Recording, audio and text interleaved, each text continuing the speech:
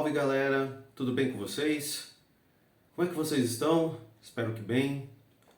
Já entramos aqui desde a semana passada, dia 19 de novembro, no trânsito de Plutão por Aquário. Então, como a gente viu no vídeo da semana passada, muitas transformações vão acontecer durante esse período.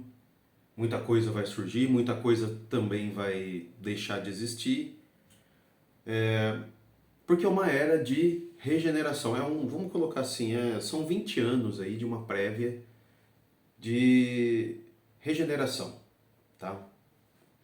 Bom, pensando nisso, eu criei aqui uma playlist no canal e eu vou colocar vários vídeos, né? Todos os vídeos que eu for falar desse lance de regeneração, eu vou colocar lá pra gente trocar uma ideia, tá? E aí vocês vão lá, né? Podem assistir todo o ciclo de vídeos. Eu vou colocar vários vídeos explicando um pouquinho, assim, dentro da minha possibilidade, né? Também não sou dono da verdade, não tenho essa pretensão. Como sempre, a proposta aqui do nosso canal é a gente trocar ideias, é a gente conversar, dialogar. Então é muito importante essa interação, que vocês tragam também as suas percepções para a nossa conversa, né? Então hoje vamos falar um pouquinho, vamos conhecer um pouquinho melhor sobre o grande maestro desse período de 20 anos de regeneração, que é o trânsito de Plutão em Aquário, que é Plutão, ou Hades. Eu particularmente não gosto de usar o termo Plutão, vocês já vão entender por que já já, tá? Eu gosto de usar a energia Hades. Aliás, eu gosto de usar o padrão grego de nomenclatura, tanto dos planetas quanto das divindades que os planetas representam, tá? Bom, acho que isso fica claro aqui toda vez que eu falo de astrologia. Eu sempre me refiro tanto ao nome do planeta em romano quanto ao nome da divindade em grego. Então hoje, falando de Plutão, nós vamos falar de Hades, né? O deus do submundo. Ele é, vamos colocar assim, meio que um agente finalizador do negócio. Por quê? Porque, como a gente viu no vídeo da semana passada, ele é o deus do submundo, ele é o deus ausente barra presente, né? Ele se faz presente pela ausência, se é que vocês me entendem. Ele está sempre presente, mas ele não se deixa mostrar, ele não aparece. Assim como o planeta Plutão, que é o último planeta aqui da órbita ao redor do Sol. É aquele que mais demora para dar uma volta ao redor do Sol, etc. Coisas aí da astrofísica que todo mundo já sabe. Então, essa característica é uma característica particular de encerramento de ciclos, de momentos. Por exemplo, vou te dar aqui algo que aconteceu na minha vida esse ano. Desde o começo desse ano, a energia do número 9 se fez muito forte na minha vida. Que representa, entre outras definições aí, interpretações possíveis, o que representa o número 9? Representa fim de ciclo. Então, para mim, como é que a energia plutoniana se manifestou já desde o início do ano?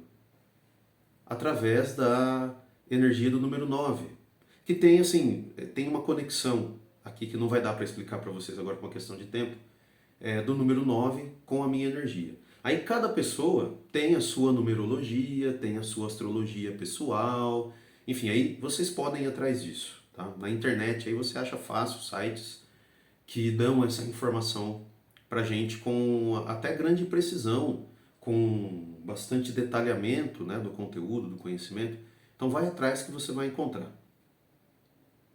Então significa o seguinte, aqui eu estou compartilhando, como eu falei para vocês, a minha visão. Plutão, na minha visão, ele é um encerrador de ciclo. Ele é um encerrador de um período.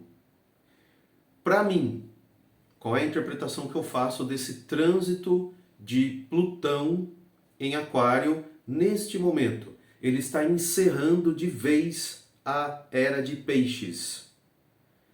Os 3 primeiros vídeos aqui do canal, eu dediquei a explicar um pouco sobre a Era de Aquário. E uma das coisas que eu menciono num desses vídeos é que, na minha visão, a Era de Aquário, a transição, na verdade, para a Era de Aquário, ela já se iniciou no século XVIII, exatamente com o trânsito de Plutão em Aquário, de mais ou menos 1778 a 1798, se não me falha a memória, que foi esse período a última vez. Então, olha só, iniciando a transição, Plutão entra em Aquário no século XVIII e uma enxurrada de transformações, a gente falou algumas delas na semana passada, começaram a acontecer.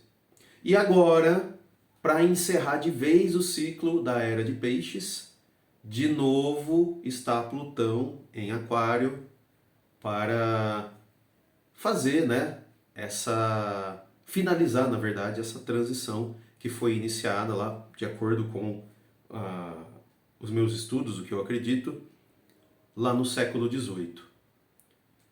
Bom, então vamos falar um pouquinho, né? Isso aqui foi só um preâmbulo. Vamos falar um pouquinho do deus Hades. O que a gente sabe então? Primeiro, isso é muito importante. Ele é o filho mais velho de Cronos com Reia. Cronos seria Saturno. Bom, então, o filho mais velho de Cronos e Reia. Depois que passou toda a guerra entre os titãs e os olimpianos venceram. E venceram porque Zeus, extremamente poderoso, extremamente bem treinado, e formou grandes alianças para derrubar os titãs. Depois houve uma separação dos domínios. O que significa isso? Zeus chamou todas as divindades para fazer a escolha dos domínios. Então Zeus determinou que o primeiro a escolher seria o mais velho, né? Então, dos 3 irmãos, vamos colocar assim, homens. Tá? Então, primeiro escolheu Hades, o mais velho, escolheu o submundo. Depois escolheu Poseidon, o segundo mais velho, os mares, as águas. E depois Zeus escolheu para si o domínio dos céus. Então, olha, essa informação é importante. O Hades, ele escolheu o submundo, ao contrário do que diz aí a mídia ocidental, querendo transformar ele num inimigo. Portanto, ele criou e mantém a hierarquia do submundo. Isso é muito importante, essa informação. Ela é extremamente importante para a gente, né? Bom, por causa disso, ele ganhou o apelido de Plutão. Plutão vem do romano, Pluto, que não é um nome, é um apelido, é na verdade um título, que significa rico. Por que ele é rico? Porque o que tem, entre outras coisas, embaixo da terra? Riquezas, riquezas minerais, tudo dele. Então ele leva esse apelido de Pluto, mais rico, rico. Tem até um outro deus que eu andei pesquisando aqui antes da gente trocar essa ideia, que ele se chama Plutus ou Ploutus, e ele também estava relacionado com a riqueza e a abundância. Mas pelo que eu entendi, são divindades diferentes. O Hades, Plutão, é um, e o Plutus ou Ploutos é outro. Provavelmente, o Ploutos é uma manifestação do Plutão, do Hades, provavelmente. Mas há essa distinção. Né? Bem, como divindade que tem que manter todo um domínio, né, o domínio do submundo, que o domínio do submundo, dentro da cultura grega, é aquele para onde vão os mortos. Então, além das riquezas minerais que estão debaixo da terra, que são as raízes das árvores, ouro, prata, diamante, esmeralda, petróleo, como a gente conversou na semana passada, enfim, tudo aquilo que é riqueza natural e que está no subsolo, ele é também o organizador do inferno, entre aspas, que é só aí uma palavra para a gente ter uma visualização do que é o submundo dos mortos. Então ele organiza isso também. Então ele tem as suas armas também, o Hades barra Plutão. Duas, as mais conhecidas. Primeiro, a mais conhecida de todas, que é o elmo de Hades, né? O capacete de Hades, que foi feito pelo Hefesto, que é considerado o deus da metalurgia, né? E dos artífices, especialmente dos artífices de metal, portanto uma divindade do fogo. Então Hefesto fez esse elmo para ele, que tem uma propriedade muito interessante, mas para mim é muito duvidosa. Diz assim, que o elmo dele deixa ele invisível. Então, mas sendo ele uma divindade, eu tendo a acreditar que a característica da invisibilidade é intrínseca a qualquer divindade. Então vamos colocar assim, né, para também não desagradar aqueles que gostam do Hades, que desaparece só com elmo. Vamos colocar assim, que ao utilizar o elmo, ele desaparece geral, né? Ninguém, nem as divindades, ninguém pode vê-lo ou percebê-lo. Então essa é uma característica do oculto. Hades, portanto, é também um deus do que está oculto. Então, deus do submundo, organizador do mundo dos mortos e divindade e energia do que está oculto, dos segredos. Muito interessante isso. Então, a outra arma dele, ela já é inserida de uma forma mais tardia, que é o bidente. Então, você tem o tridente, que tem 3 pontas, tem o bidente, que tem 2 pontas. E aí, eu estava procurando a origem aqui para fazer o vídeo para vocês desse bidente, onde que está o embasamento do bidente de Hades, e não encontrei, porque aparentemente não existe uma menção clara da onde que ele tirou esse bidente, se foi um presente, se ele mandou fazer, né, se ele conquistou por meio de uma batalha. Mas eu encontrei um internauta, que eu vou deixar até a referência aqui, que eu gosto de dividir essas referências. O site reddit.com tem uma discussão exatamente que fala assim, de onde vem o bidente de Hades? Uma das respostas é um internauta que ele faz uma comparação entre as armas dos 3 deuses mais poderosos do panteão grego dos olimpianos: Zeus, Hades e Poseidon. Então olha que interessante.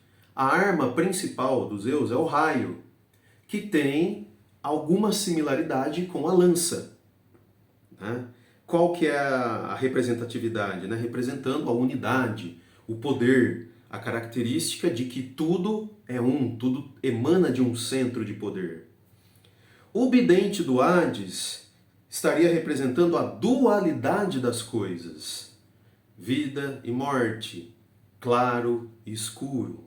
E o tridente do Poseidon estaria aí representando a característica trina das coisas.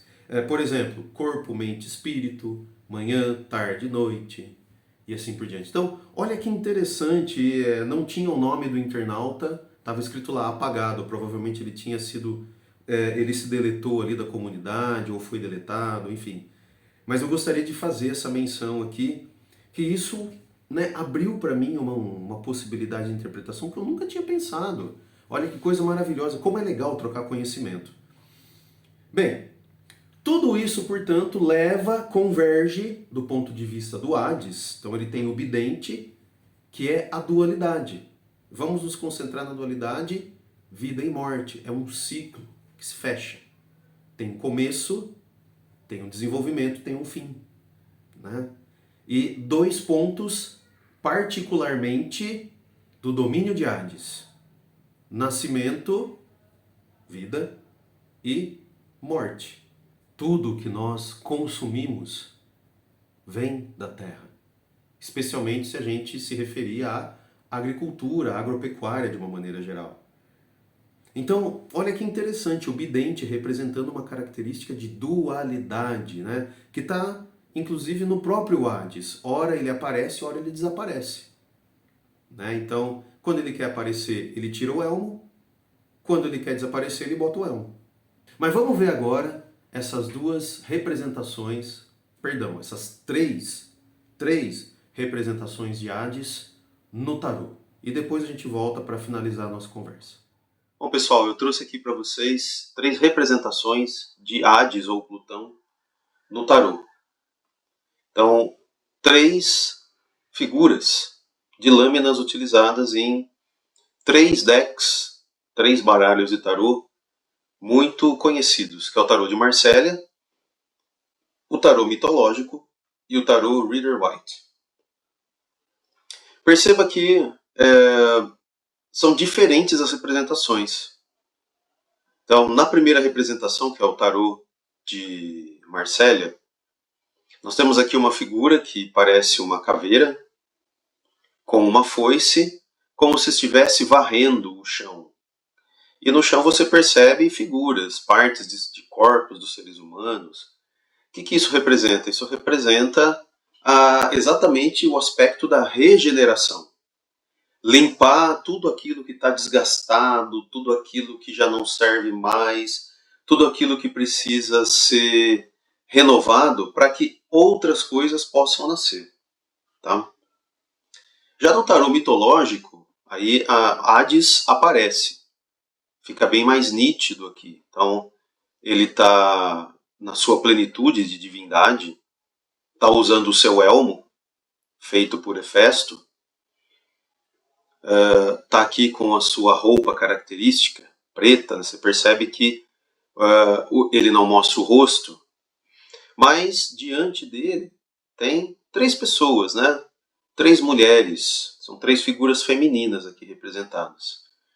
Uma mais jovem, levando uma flor, uma um pouco mais velha, digamos aí, na meia idade, levando uma coroa, e uma já em idade avançada, levando um que parece ser um fruto, que são 3 representações do domínio de Hades. Então, a flor que nasce, ela nasce porque ela é plantada na terra. A coroa vem das riquezas, sendo Hades, como a gente conversou agora há pouco, tendo ele o apelido de Plutão, ou Pluto, que significa rico. Então essa coroa significa as riquezas que são concedidas por ele. E o fruto, ou uma semente, que é aquilo que a gente planta na terra para germinar, ou a gente colhe da árvore quando nasce, a partir do momento que essa árvore tem raízes fincadas no solo. E a terceira representação aqui é do Rider-Waite, onde nós temos aqui o Cavaleiro da Morte, o Cavaleiro do Apocalipse mesmo. Tá? Então você vê que é também uma figura, uma caveira, que está com o elmo, só que está com o elmo aberto, montada em um cavalo, e você percebe que a figura ela é gigante. Se você comparar o tamanho da figura e do cavalo com as pessoas que estão aqui, ela é extremamente maior. E aqui nós percebemos que tem um homem morto, o que parece ser também aqui uma mulher morta, uma criança e um clérigo. Então o clérigo, conversando de alguma forma, dialogando com a morte, a inevitabilidade da morte, que é representada pelo homem morto caído aqui, e também pela mulher que está morta aqui, mas também a esperança trazida pela morte de um novo renascimento, representado tanto pela criança aqui, quanto pelo sol ao fundo. Bem, então, como vocês viram aí, eu acho que ficou bem claro nessa demonstração que eu coloquei para vocês aí, das representações do Hades no tarô, que ele está relacionado tanto com a morte quanto com a vida. Então a regeneração, ela nada mais é do que a transformação de um estado em outro. Ou, como diria Aristóteles, é a transformação, a passagem da potência, da possibilidade em ato, em concretização. É aquilo que está latente, que em algum momento vai surgir, vai se concretizar, vai se manifestar de alguma forma. Então o responsável por fazer isso é o Hades. E como ele está nesse domínio de 20 anos transitando por Aquário, o penúltimo signo da mandala zodiacal, é muito interessante a gente perceber que essas transformações elas vão ser acentuadas. O processo de regeneração ele vai se intensificar. Então muitas coisas vão ruir para que outras possam surgir no lugar, né? Então, o que eu recomendo a todos nós, inclusive para mim mesmo? Primeiro tentar compreender, né? Aqui eu estou compartilhando com vocês a minha compreensão particular, individual. Mas seria legal que cada um fizesse a sua interpretação individual dessa energia, a energia transformadora, regeneradora de Hades. Porque ela vai estar aí nos próximos anos e não vai sumir, compreendeu? Então entenda que Plutão ele está transitando por Aquário nesses próximos 20 anos. Depois, ele vai para Peixes. Ele não vai parar em Aquário, ele vai continuar fazendo o ciclo, né? O eterno ciclo da mandala zodiacal. Então, neste momento, ele está em Aquário, vai transformar as coisas, vai preparar as mudanças. Mas logo, assim que ele sair de Aquário, lá em 2040 e poucos, então, ele vai para o signo seguinte. Ele vai causar mudanças na próxima energia, no próximo domicílio. Então, é um ciclo que nunca acaba. Tá bom? Plutão, como todos os planetas, eles estão sempre transitando por todas as casas do zodíaco. Então, era essa mensagem que eu queria deixar com você, né? Como a informação está largamente disponível na internet, você encontra muita coisa boa, tanto vídeos, quanto textos, quanto imagens, para você se conectar com essa energia e ir aprendendo a reconhecer como é que ela está se manifestando na sua vida. Isso pode ajudar a gente passar por esse processo de regeneração. Então entenda o seguinte, a gente compreender melhor como a energia de Hades age, não vai poupar a gente do que a gente vai ter que passar nos próximos 20 anos. Mas de repente pode nos ajudar a passar com menos sofrimento. Eu acho que isso é importante. Então se a gente tem uma prévia compreensão, se a gente aceita que essa energia ela é necessária, ela é inclusive parte da gente, ela é parte, né, do ciclo que nós vivemos aqui no planeta Terra. Se a gente aceita isso, a gente trabalha isso com a gente, vai criando a possibilidade dessa aceitação, não é que vai ficar mais fácil, talvez vai ficar um pouco menos penoso. Porque a gente sabe, né, gente, a morte, qualquer manifestação de morte, gera na gente um desconforto. Que é quando as coisas se desintegram e retornam ao seu estado mínimo, para que depois elas possam se recompor, se reconstruir, se reerguer, né? Esse processo ele tem como característica intrínseca a dor, né? Faz parte desse processo de regeneração um período de dor. Agora, então a gente não pode escolher se vai ou não passar por isso. O que a gente pode escolher é com qual intensidade nós vamos sentir essa dor. Isso nós podemos sim escolher.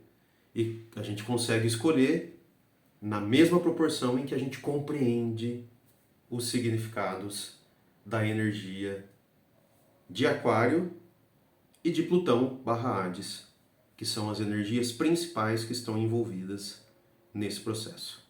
Tá bom? Bom, é isso, né? Acho que falei até demais aqui com vocês. Se você gostou do vídeo, você sabe, deixa aí o seu like, é muito importante, né? O nosso canal está crescendo cada vez mais, eu estou muito feliz com isso, mas ele precisa crescer muito mais ainda. Então eu conto muito com a ajuda de todos vocês para que esse canal aqui ele cresça. Então deixe o seu like. Se você não se inscreveu, clica no sininho e vai aparecer lá a opção de inscrito. E aí você já ativa as notificações para receber aí a notificação quando sair conteúdo novo. E, se for possível, eu peço que você também compartilhe nas suas mídias sociais para que a mensagem ela seja disseminada. Deixe seus comentários, é claro, você sabe que aí eu vou responder na medida do possível. Se eu não puder responder, pelo menos eu deixo ali um coração para você. E é isso, gente. Beijos, abraços. Até a semana que vem. Tchau.